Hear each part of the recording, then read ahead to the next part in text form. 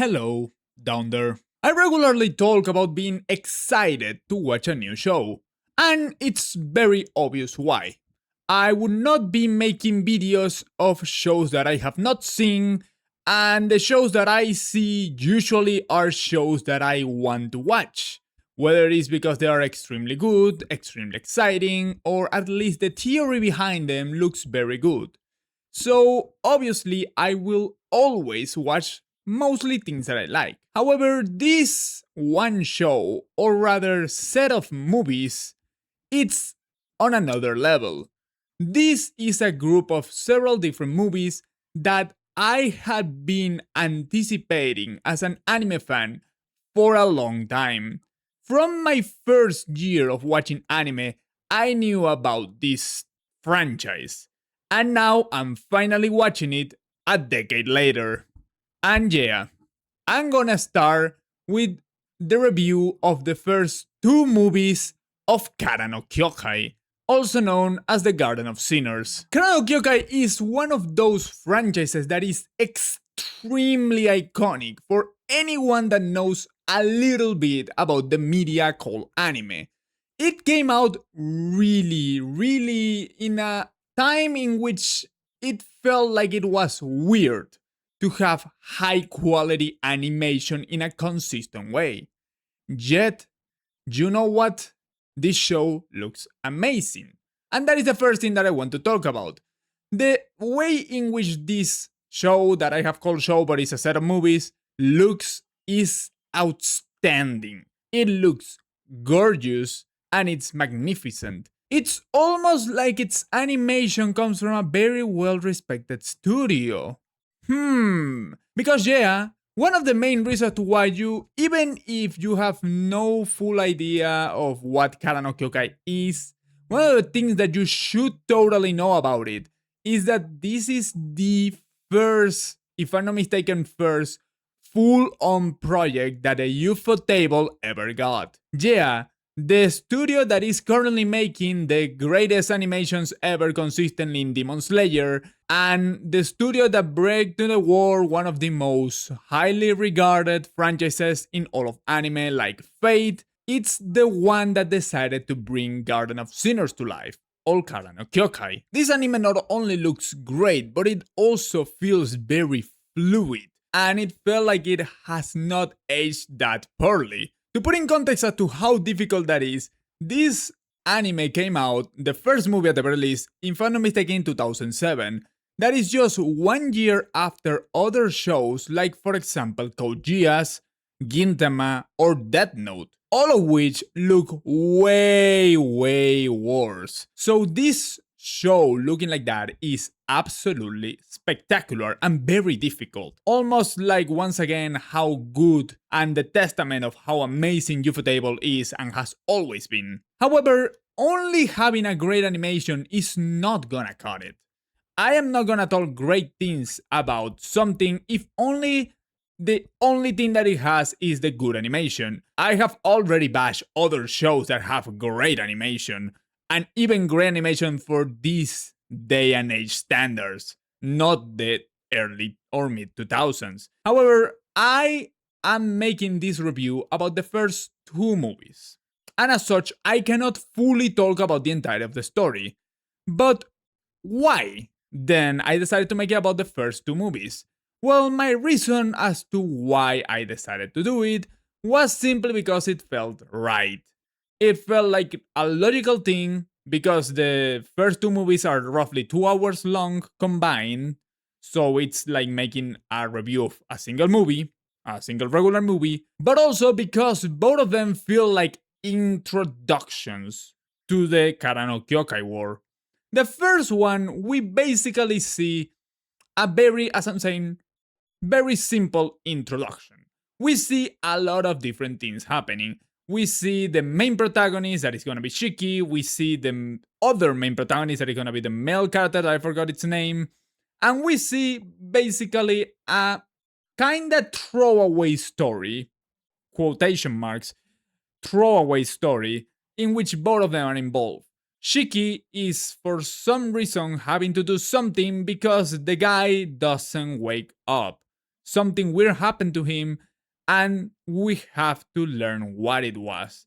And here is where we start to see the first part and the most important aspect of Kara no Kyokai, which is being a mystery, with borderline horror at times, but mostly a pure mystery. This anime is filled with mysterious things happening. The first thing that we see is that for some reason there has been a lot of suicides. In the first movie, we see a lot of suicides, all of them coinciding to be in a very, very specific area. It's weird. We do not know what is going on, but obviously we know that something is going on. We, the spectators, know that, and then Shikin starts to know that that is the case, and she understands it. Also, with the help of another character that I don't even think that she said her name. Like it was said like once, but oh my god, look at her, how gorgeous she is. Oh my god, you are beautiful. Thanks to these two, we learn that something weird is going on. And that is gonna be very likely a common theme throughout the entirety of the franchise, especially knowing that the second movie also has a lot of those aspects. I'm gonna talk about that later on, but in the first one is the first introduction. The whole thing that happens in the first one is that those suicides feel weird, and Shiki goes to investigate them, and she quickly learns that there is a being that we are not certain what it is. Maybe it's a yokai, but more likely than not, it's just a regular soul trying to entangle other small girls, high school girls, into this weird mess of them offing themselves. I hate to use those type of words, but that is what happens when you are in YouTube. You cannot say the other word that starts with a K. And I don't know if committing suicide is even allowed. I already said it, so whatever. These girls committed suicide thanks to very likely this entity. We do not know why yet, but it's obvious that this entity is the reason to why they're doing it. We also learn a lot of interesting things. Not only we see this entity, we not only see that these entities can be malicious. No, we also know that Shiki is not a human. Or at least it doesn't seem to be. In the first movie already, within the first half an hour, she has her left arm almost completely destroyed. Very weird. But she somehow recovers it. And that is because the other girl that I already mentioned also was a doll maker, and she gave Shiki an arm of a doll, of a big doll to the size of Shiki. Almost like she knew that this was gonna happen. Almost like she was prepared, and almost like Shiki already had an arm like that. Because, yeah, the arm that Shiki lost was also a doll arm. We still do not know anything about it. Probably something that is gonna come up in the future movies. But we know that Shiki is not fully human at the very least. She might not even be human at all, but we are certain that she is not 100% a human. She also has a lot of interesting quirks thanks to that we see throughout the first movie. We see her being basically a very, very capable fighter throughout certain specific moments. She is able to basically exorcise anyone, and with anyone I mean spirits, because why would you exorcise a not spirit? Yeah, I'm not gonna exercise a horse, you know what I mean? She's very capable of fighting, she knows how to exercise, and she is someone that her main goal, or the main thing that she does, is trying to just eliminate the issues related with the supernatural beings and the supernatural occurrences. We do not know why, but we know that the most important aspect of her early character is that she is someone that is gonna be doing things against the supernatural, trying to make the world a more normal place. Whether it's because she is forced to do it or because of her own free will, we do not know that yet, but we probably are gonna know it later on.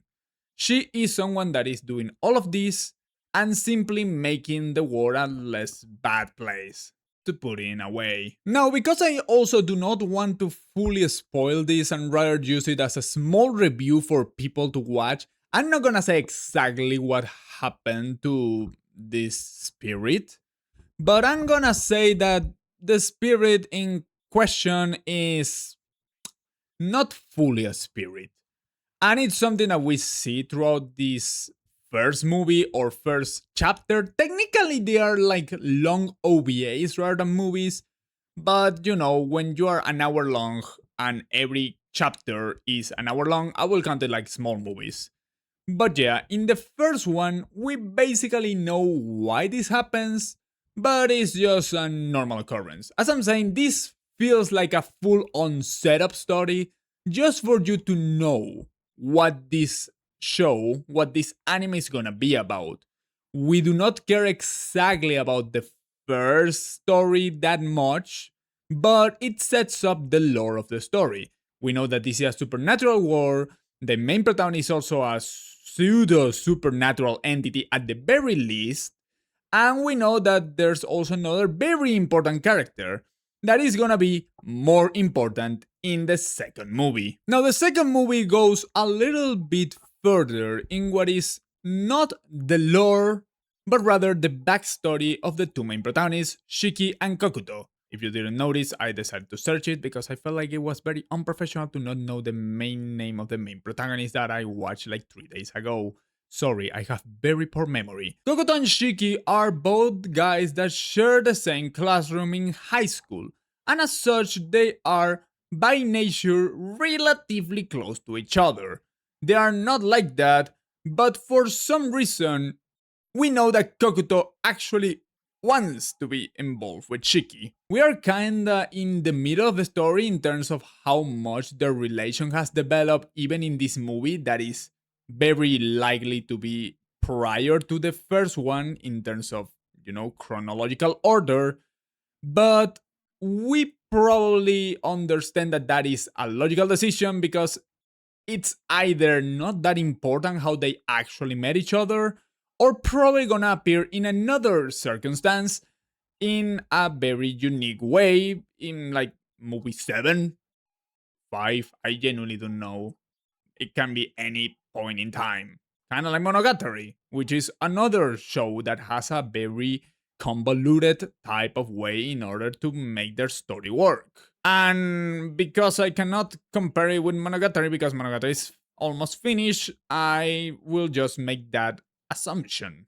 At the very least, I'm gonna give it the benefit of the doubt. We see how Shiki has basically no friends, how Kokuto is the closest thing that she has to a friend, although I'm not fully certain that he is a full-on friend, at least in this movie.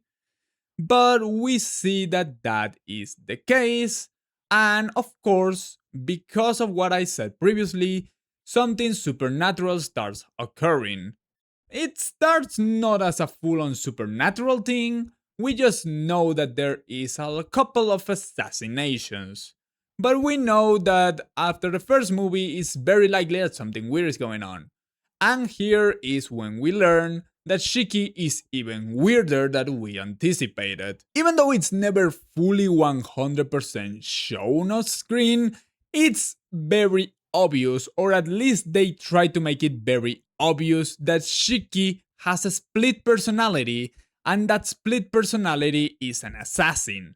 Now, it might not be the case, maybe, because of how it's showcased in the story. She never is seen as fully eliminating someone, assassinating someone, but basically she's always in the crime scene. So it's very much too difficult for it to be a coincidence, but with this type of stories, it's not unheard of. The fact that something like that is not fully the assassin. And in fact, that is what Kokuto actually says. He says that he doubts that this Shiki, that is the alternative version of Shiki, that is also called Shiki, but Shiki in all capital letters, so it's Shiki instead of Shiki. I don't know why I'm saying this like crazy. I'm starting to turn insane. Kokuto actually trusts blindly Shiki. We know that he is in love with her, or at the very least, he likes her because he quite literally states it to another character, but that is not usually enough for you to avoid the fact that someone is assassinating half a dozen people. So we do not know if it's just that he is a crazy maniac or if it is that he actually truly believes it because there's something behind. And basically, this whole movie is just this backstory of them. It's not, as I'm saying, developing what I assume to be the plot, but rather developing the characters. And in the first two movies, I think that they made a good job with both of the things that they were trying to do. In the first one, they made a good way to showcase the lore or, the whole war in which they're living. And in the other one, they show the backstories. We see in this one how Shiki starts attacking him as well. How he is so trustworthy of her that he actually allows her to do almost whatever he wants to him, even though it's in a weird way. He actually doesn't fully trust her and he tries to monitor her. Basically, every day he goes to her house to see that she is not going out. And it's a very normal behavior for an average Japanese high schooler, I assume. Monitor another person every single night. Yeah, I think that that is very normal, not something that should put you behind the bars. I'm certain of that. But once the full on Shiki with capital letters tries to go after him, he actually starts running away. Because, if someone comes at you with a knife and cuts you multiple times, that usually means that something dangerous can happen. I think that they should learn that in other countries. I'm not gonna specify, you know who they are. And basically, the second movie summarizes in those aspects how Kokuto is the one that got close to Shiki, how Shiki, besides the fact that she is partially a doll, it's also a split personality. Maybe it's not even a split personality purely, because with the thing that we saw that spirits being a thing, it might even be that she has another spirit inside. I think that they mention it as another spirit actually, but I'm not fully certain. So it's something that can happen. We are not certain yet. We're only in movie 2, or at least I am only in movie 2. So whatever happens next, I am not certain yet. However, I'm gonna be making videos about every pair of movies that I watch. The reason to why I'm doing it in this way is because I want to show the progress to you all, and I also want you to start watching it alongside me in a way. We can actually see the movies and you can actually watch them, and you know that I'm gonna make eventually another video. I will try to make this like every 3 weeks, but that might not be fully guaranteed because I'm in a very tough position right now in terms of college and almost done with my thesis, and I have to present it and I have to make everything related with it, but I'm still missing some key aspects. So if I cannot deliver it, I'm sorry. But I'm gonna try to make this fantastic adventure that I'm gonna call the travel throughout the Garden of the Sinners, or Kara no Kyoukai. Thank you guys so much for watching. I hope that you enjoyed it. If you want more content like this talking about different sets of movies and franchises, please leave a like, comment, and subscribe. It will help the channel to grow and will make me very thankful to every single one of you. And now, without anything else to explain, once again, I hope that you enjoyed it.